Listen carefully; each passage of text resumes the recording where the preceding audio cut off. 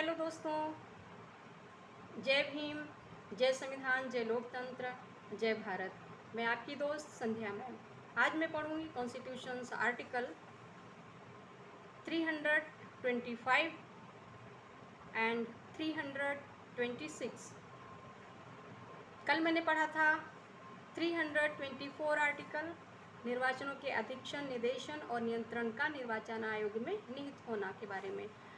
आज मैं पढ़ूंगी 325 article and 326 article.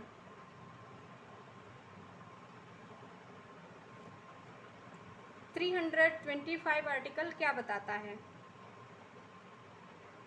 325 article says about no person to be ineligible for inclusion in or to claim to be included in a special electoral roll on grounds of religion, race, caste or sex.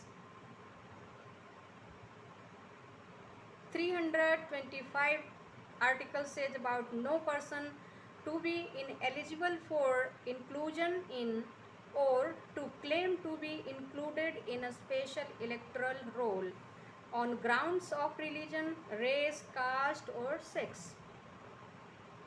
There shall be one general electoral roll for every territorial constituency for election to either House of Parliament or to the House or either House of the Legislature of State, and no person shall be ineligible for inclusion in any such roll or claim to be included in any special electoral roll for any such constituency on grounds only of religion, race, caste, sex, or any of them.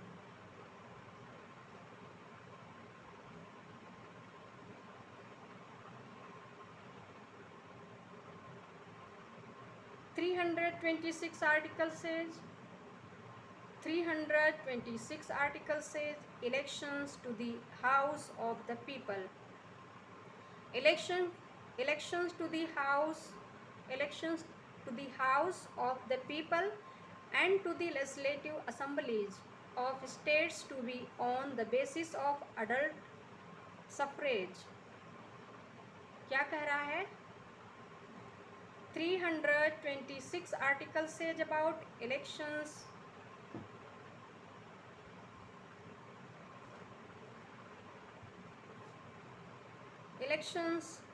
to the House of the People and to the legislative assemblies of states to be on the basis of adult suffrage. The elections to the House of the People and to the legislative assembly of every state shall be on the basis of adult suffrage. That is to say, every person who is a citizen of India and who is not less than 18 years of age on such date as may be fixed in that behalf by or under any who is not less than 18 years of age on such date as may be fixed in that behalf by or under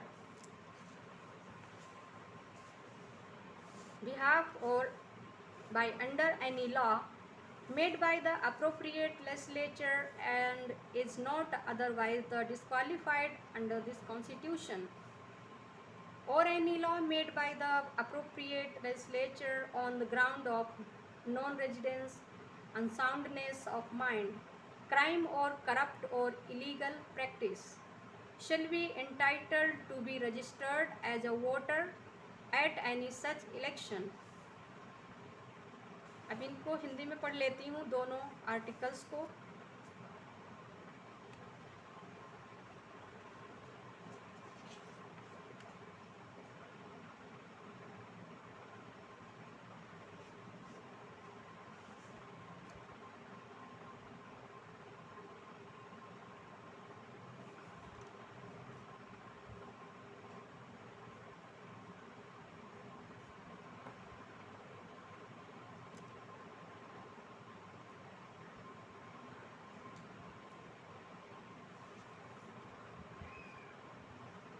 325 अनुच्छेद क्या कहता है? संविधान का अनुच्छेद 325 बताता है, धर्म, मूल वंश, जाति या लिंग के आधार पर किसी व्यक्ति का निर्वाचक नामावली में सम्मिलित किए जाने के लिए अपात्र न होना। वो कहता है, क्या बताता है ये आर्टिकल? कि धर्म के आधार पर या मूल वंश के आधार पर या जाति या लिंग के आधार पर किसी व्यक्ति का निर्वाचक नामावली में सम्मिलित किए जाने के लिए अपात्र न होना। यानी ये भेदभाव नहीं किया जाएगा कि वो उसका धर्म क्या है, उसका मूल वंश क्या है, उसकी जाति क्या है या लिंग के आधार पर ये भेदभाव नहीं चलेगा।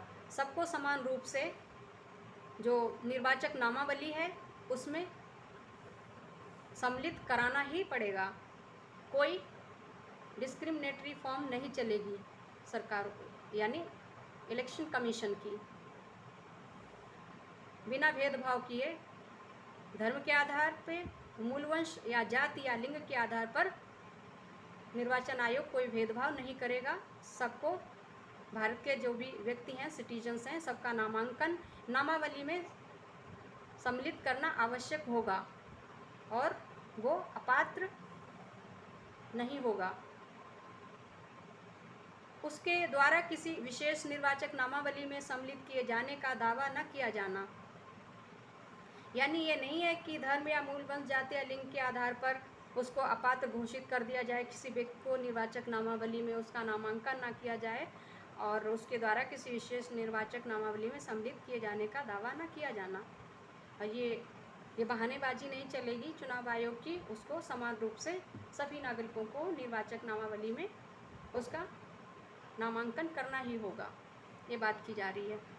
संसद के प्रत्येक सदन या किसी राज्य के विधानमंडल के सदन या प्रत्येक सदन निर्वाचक के लिए प्रत्येक प्रादेशिक निर्वाचन क्षेत्र के लिए एक साधारण निर्वाचक नामावली होगी। साधारण निर्वाचक नामावली होगी। केवल धर्म, मूल वंश, जाति, लिंग या इनमें से किसी के आधार पर कोई किसी व्यक्ति से भेदभाव नहीं किया जाएगा। ऐसी किसी नामावली में सम्मिलित किए जाने के लिए अपात्र नहीं ठहराया जाएगा या ऐसे किसी निर्वाचक क्षेत्र के लिए विशेष निर्वाचक नामावली में सम्मिलित किए जाने का दावा नहीं करेगा। अनुच्छेद 326 क्या बताता है? अनुच्छेद 326 बताता है, लोकसभा और राज्यों की विधानसभाओं के लिए निर्वाचन का वयस्क मताधिकार के आधार पर होना। जो लोकसभा हैं और राज्यों की विधानसभाओं के लिए जो निर्वाचन है, जो भी चुनाव हैं, उनका वयस्क मताधिकार के आधार पर ही होगा।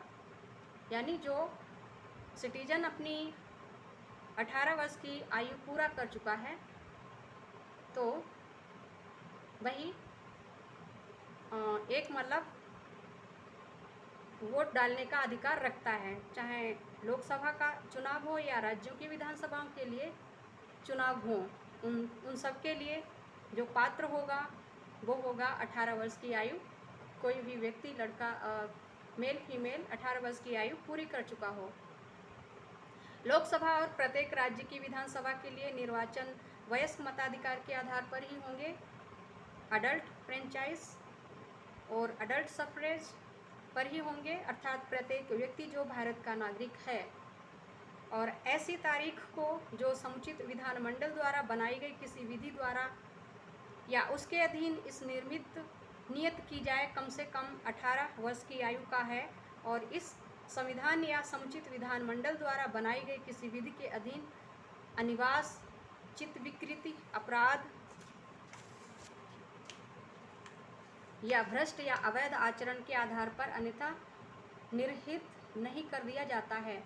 ऐसे किसी निर्वाचन में मतदान के रूप में रजिस्ट्रीकृत होने का हकदार होगा।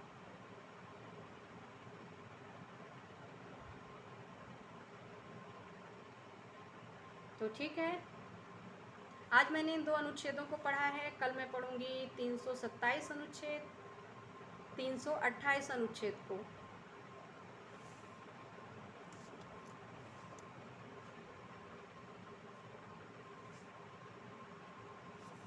तो ठीक है दोस्तों,